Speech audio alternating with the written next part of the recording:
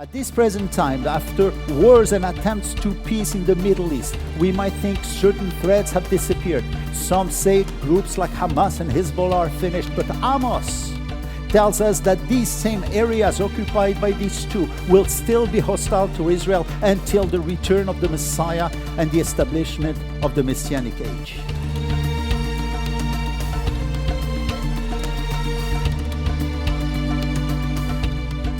So today we're looking at this powerful book of Amos, chapter 1 and 2. You can open up your scriptures to that place. At first glance, these chapters read like an ancient list of nations under judgment. Damascus, Gaza, Tyre, Edom, Ammon, Moab. Names from another age, kingdoms long gone like dust covering history. But look again. These are not random names. They are the very territories surrounding Israel, the same region that still fill today's headlines, the same corridors of wars, alliances and betrayals, violence and trembling uncertainty. As we look at the map of the nations surrounding Israel, we must recognize something important. We cannot directly trace the modern populations of these territories back to the people of Amos nearly 3,000 years ago. Yet, two realities remain unchanged: the geography and the persistent hostility towards Israel. And notice its precision. At this present time, after wars and attempts to peace in the Middle East, we might think certain threats have disappeared. Some say groups like Hamas and Hezbollah are finished, but Amos tells us that these same areas occupied by these two will still be hostile to Israel until the return of the Messiah and the establishment of the Messianic age. What is even more remarkable is that what we have seen recently, hostage taking, territorial aggression, these things echoes patterns that Amos is describing in his prophecies and coming from these very regions. What we learn is that they will rise again. They're not gone. And the other nations, Ammon, Moab, Edom, are portrayed by Amos as carrying what he calls an enduring hostility, a relentless fury. Just like it is today, and it will be until the very end. There will be attempts to peace, but it won't work until the Messiah comes. We should know. As for Syria, and as in past conflicts, it continues to stand in opposition. According to Amos, Isaiah, Jeremiah, Ezekiel, Syria will rise again against Israel one more time before the second coming. Again, what we're seeing today is not random, but a familiar biblical pattern of prophecies. But God is watching, and he has not remained silent. And he has given us in the scriptures and in his book powerful words of prophecies concerning each of these nations. So what is his response to all of this? What does he see and what does he say and how does he feel about what is happening now in the Middle East? Let us turn now to the text, verse 2, where the voice of the Lord breaks forth. See what it says. The Lord roars from Zion, and from Jerusalem he utters his voice.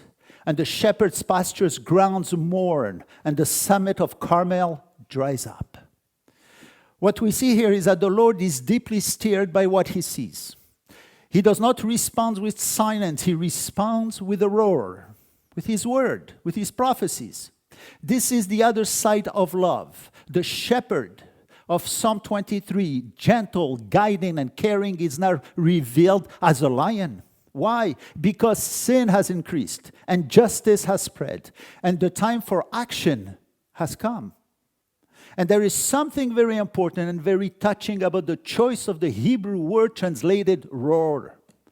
Yes, the Lord roars like a lion. We also see it in the book of Hosea. We see it also in the book of Amos in chapter 3. But here, in the opening verse, it simply says, he roars. And in Hebrew, this word carries more than anger. It conveys a deep pain, like a cry born out of suffering. And this is great, by the way, because the same root appears in a very powerful place in the Bible. Psalm 22, verse 1, about the suffering of the Messiah, when the Messiah said, my God, why hast thou forsaken me? Far from my deliverance and the words of my what? Groaning. The word groaning comes from the same root as the word roar we have in Amos. It is its noun. When Yeshua spoke these words of David, he was taking on himself all the sins of the world. And so what we read in Amos is not just a sound of judgment, it is a cry of deep pain. And this gives us a profound insight. God is also suffering with his people. He's also suffering with everyone who is suffering. And when God roars, it's not only because he is angry at sin, it is because he is grieved by it. It is both justice and heartbreak we see here. And there's yet another word used here which awakens the reader. It says he utters his voice. The word utter in the Hebrew, natan, which is usually translated as a gift. So literally it says he gives his voice. He gifts his voice. Even in judgment, God is still giving. He is not silent. His voice is not withdrawn. It is sent. Before he acts, he speaks. He said it, in fact. This roar then opens up the heart of God to us, and it is a call, actually, to wake up, a call to return to God, a call to escape the judgment that both Amos and Psalm 22 actually point toward. Now notice the powerful image that rises from this verse. From Jerusalem, he utters his voice, the shepherd's pastures mourn, and the summit of Mount Carmel dries up. From Jerusalem in the south to Mount Carmel in the north, the whole land is affected of Israel, northern Israel. But why mention Mount Carmel? Perhaps because not long ago, about a century before Amos, it was on this very mountain that Elijah confronted the false prophets, 800 of them, and got rid of them. Yet that spirit did not disappear. It returned and filled the land by the time of Amos. But beyond this, according to the direction of the prophecies of Amos, this same region of Carmel overlooks the Jezreel Valley. It points toward to what is scriptures call Armageddon, where the final confrontation will take place. End time speaks of Jerusalem and Armageddon. This is where the nations are going to surround Jerusalem and they're going to gather in Armageddon. And so it is as if the entire land, from the pastures below to the summit above, respond to the voice of God. Nature itself, it seems, mourns under the weight of what is to come.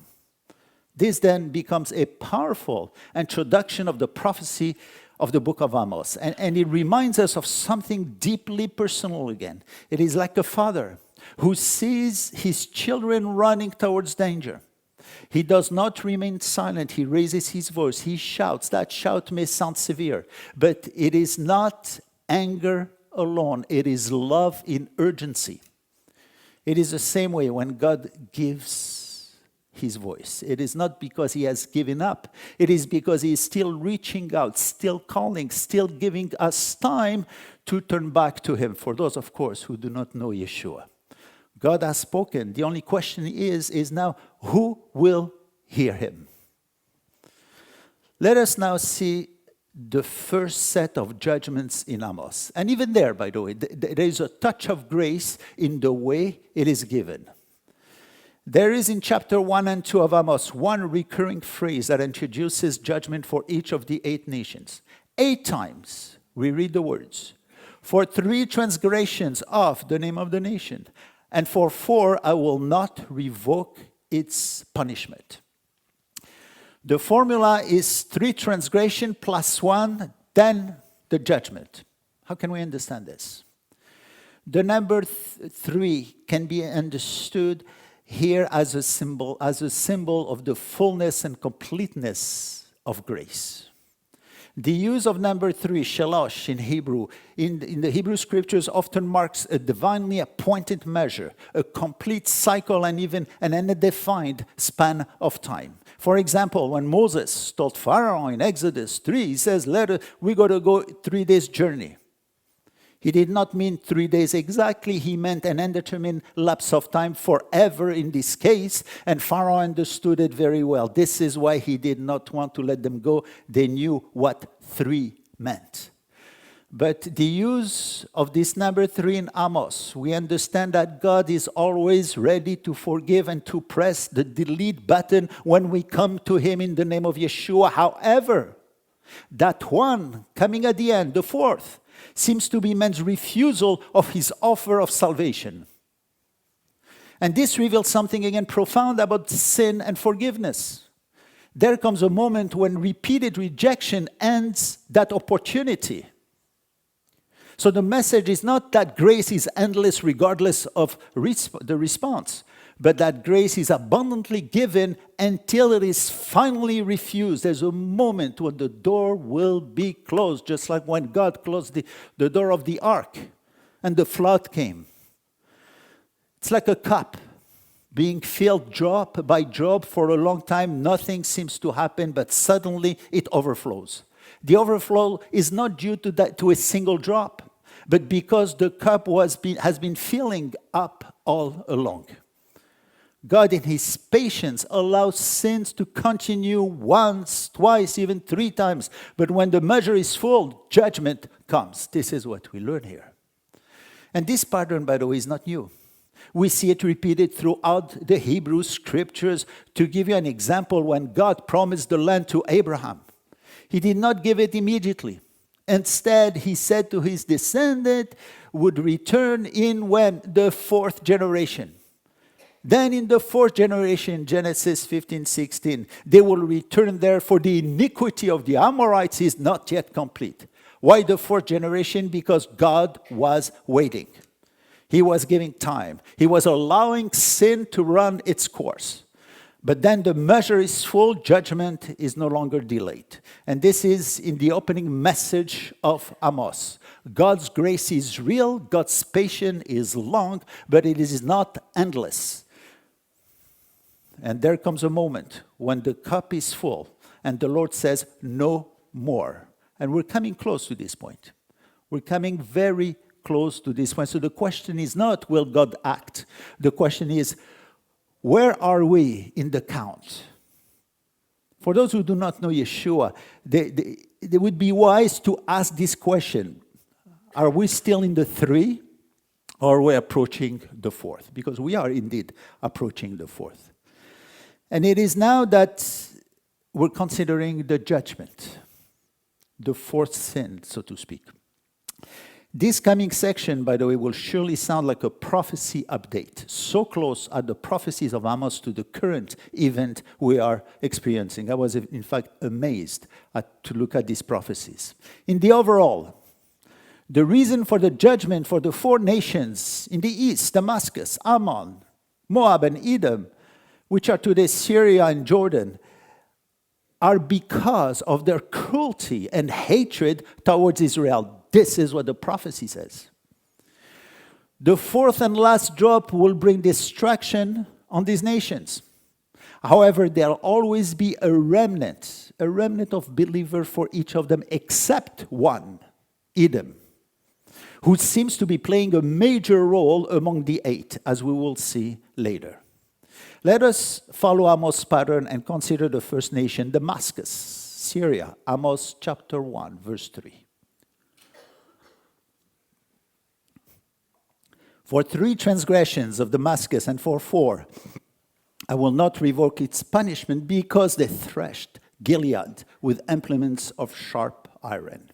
You know, Damascus was the capital of city of Aram, today's Syria, and it still stands today and very much in the same place as it was. It is considered one of the oldest continuously inhabited city in the world. It has faced multiple destruction, sieges, and rebuilding, but was never permanently abandoned. However, Amos' prophecies and that of Isaiah chapter 17 and Jeremiah chapter 49 speak of the complete destruction of Damascus, something that did not happen yet.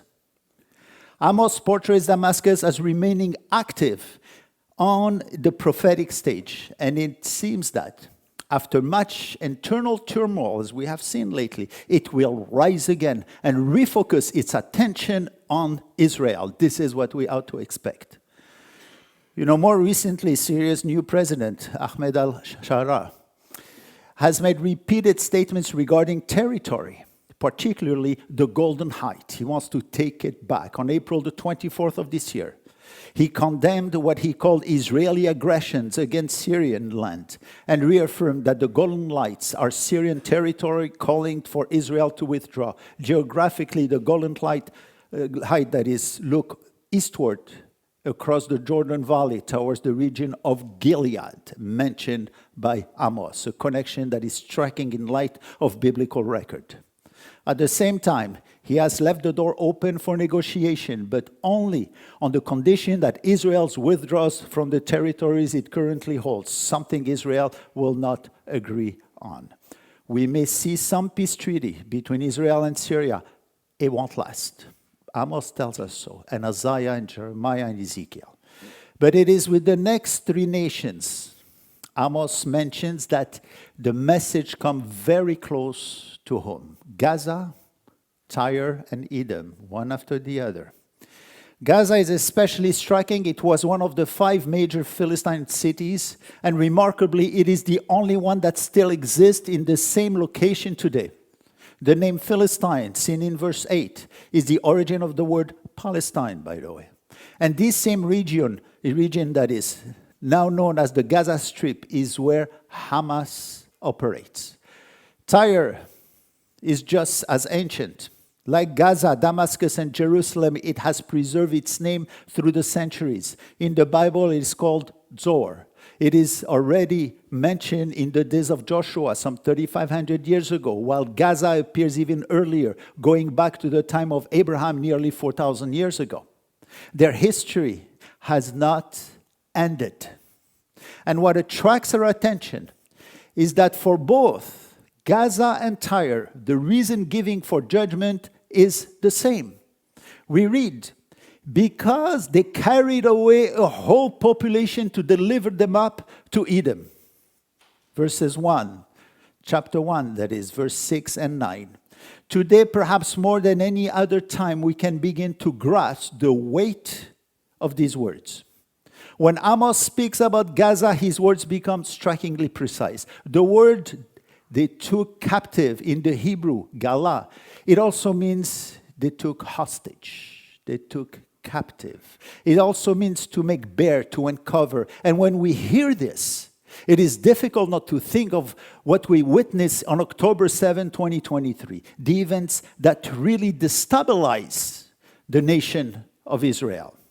October 7 is not a fulfillment of these prophecies, but a reminder. It is a warning of things to come. As the exile, Amos and other prophets speak of another exile of Israel from their land. I want to tell you, this is a difficult prophecy. Amos repeats it over and over because the message is serious. He prophesied at least 4 times that Israel will certainly go from its land into exile. And see, the prophecy speaks of the entire population, Galut Selema. The whole population will be brought to exile. This is future and just before the Messiah comes. Jesus also announced it. In Matthew 24, verses 15 to 16, Jesus himself asked the people of Jerusalem at the time of the tribulation actually to leave Israel. Therefore, it says, when you see the abomination of desolation which was spoken through Daniel the prophet standing in the holy place, let the reader understand, he says, then those who are in Judea must flee to the mountains. By this time, Jerusalem will be emptied of Jews. The first one to flee would certainly be the ones who would know the prophecies of Yeshua, who would know the prophecies of Isaiah and of Habakkuk. John also announced it. We read in Revelation chapter 12, verses 6 to 17, that the remnant of Israel that survives makes his way to a special place down south, Petra.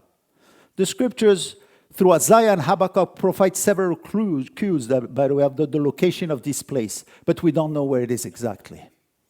So the events of October 7 may be a very strong warning of things to come, for it was not the entire population, the Galut Selamah, that was taken hostage. But there's something deeply mysterious in this prophecy. And we only begin to see it when we place the words of Amos alongside the other prophets. Together they reveal a pattern that is actually impossible to ignore. Notice this, both Gaza and Tyre are said to have delivered the entire population to whom? Edom. This is not a minor detail, it is repeated for emphasis. So the question is, who's Edom? Where does the nation stand at the center of such a serious charge? In the first and second chapter of Amos, it is mentioned 5 times, when other nations are mentioned only once or twice. Geographically, Edom corresponds largely to the southern part of modern Jordan, a harsh, rugged, and sparsely populated land. Nothing about its appearance suggests global importance, and yet, prophetically, it stands out. But something comes to mind when we consider the mention of Edom with the other prophets. When they speak of the judgment on Edom, this nation is judged alongside another set of nations that have recently taken on global importance. These are the Gulf nations. End-time prophecies indicate that there's a strong link between Tyre and Gaza, Edom, and the Gulf countries. To put it into this term, the prophecies of the Bible indicate that there is even now a connection between Hezbollah, Hamas, and Saudi Arabia, Qatar, and the other neighboring countries. And that pattern invites us to watch carefully, because the connecting dots described by the prophets is not random, it is connected. And Edom takes on a major place with the other prophets as well. The entire book of Obadiah is devoted to Edom.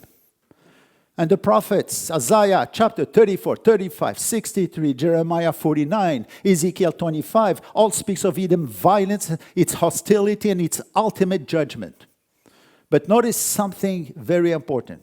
They often connect Edom with other regions. In the book of Ezekiel, chapter 25, 12 to 13, we read, "Because Edom has acted against the house of Judah, I will make it desolate from Teman even to Dedan. They will fall by the sword." This raises a key question: who's Dedan?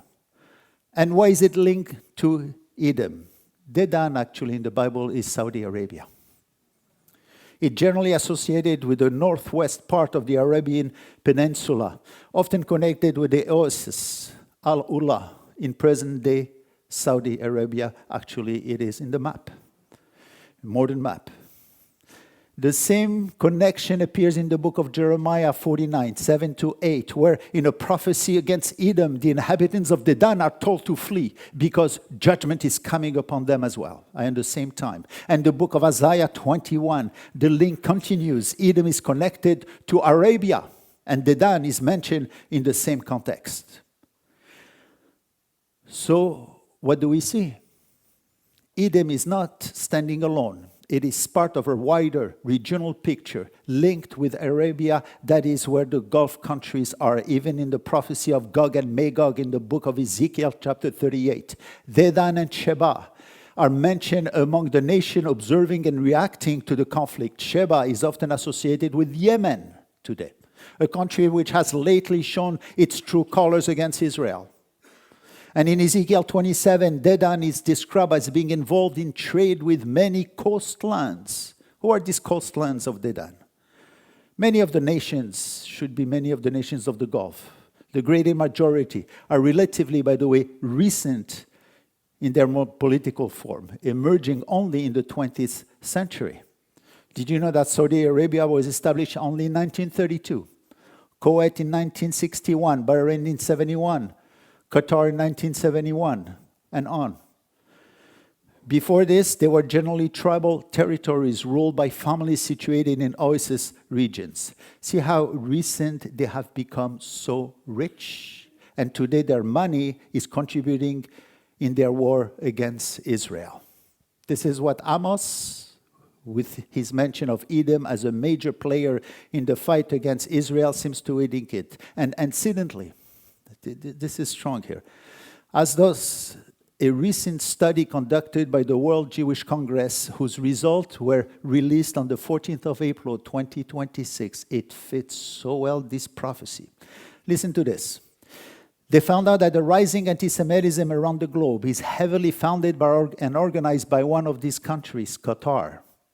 The president of the Congress said that this country has long funded the Muslim Brotherhood and over the last 3 decades has invested more than $1 trillion in Pan-Arab Al Jazeera TV station in an effort to destabilize not only, says the Israel, but also the West. There's a war unfolding right now, unseen by many, yet pressing on every side. And Qatar has also invested heavily in American and European media and universities.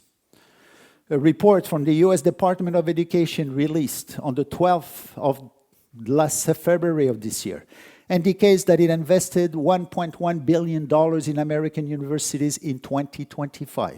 Furthermore, the total amount that they invested for many years, for a few years, was $5.2 billion. Now, we can better understand why there are so many riots against Israel in American and Canadian universities.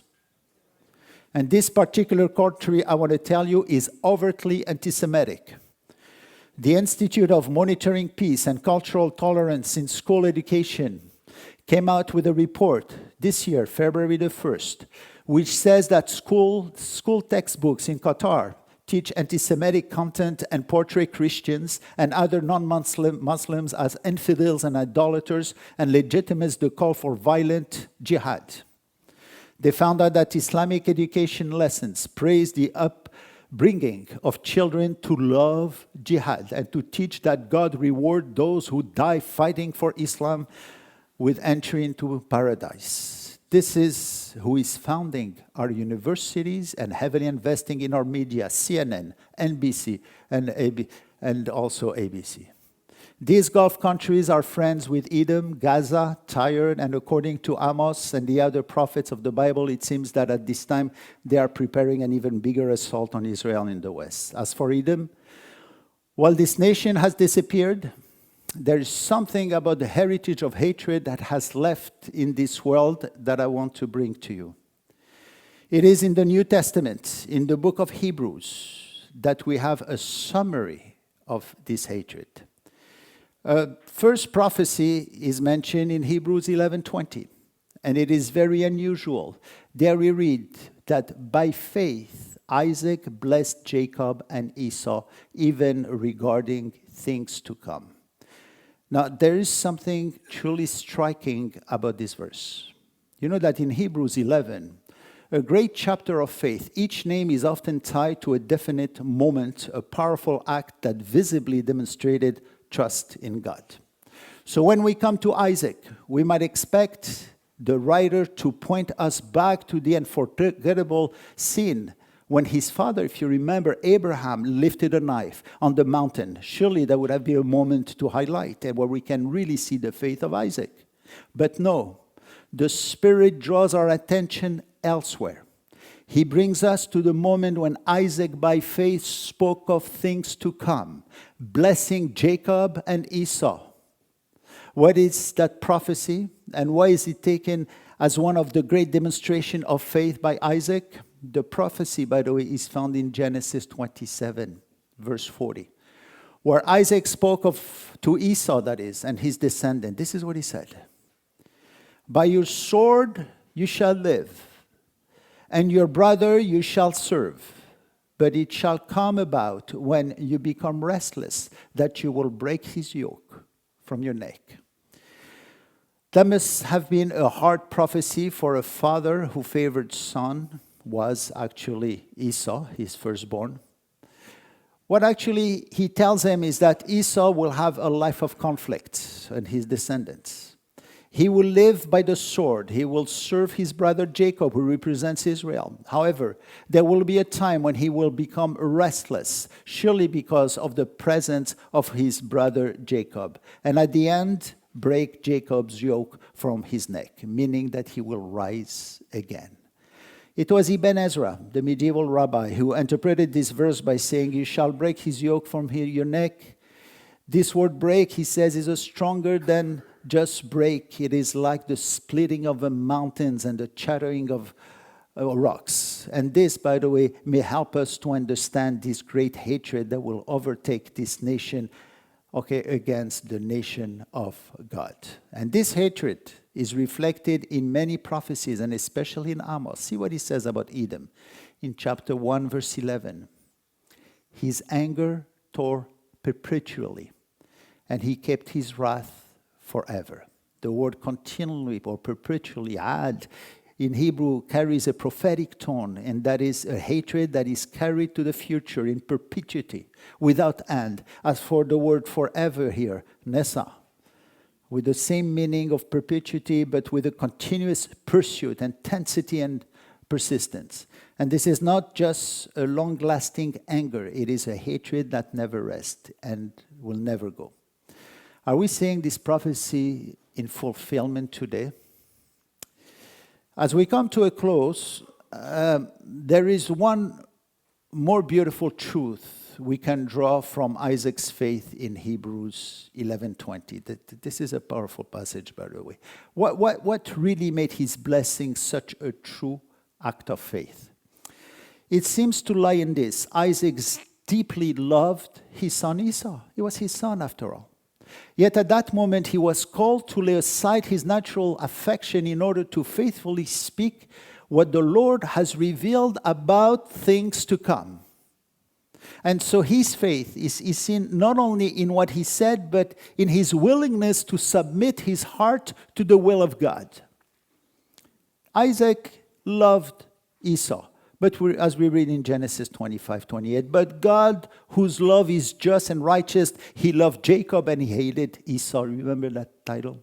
And this because he knew the hearts of each. And he knew the beginning from the end. He saw the future.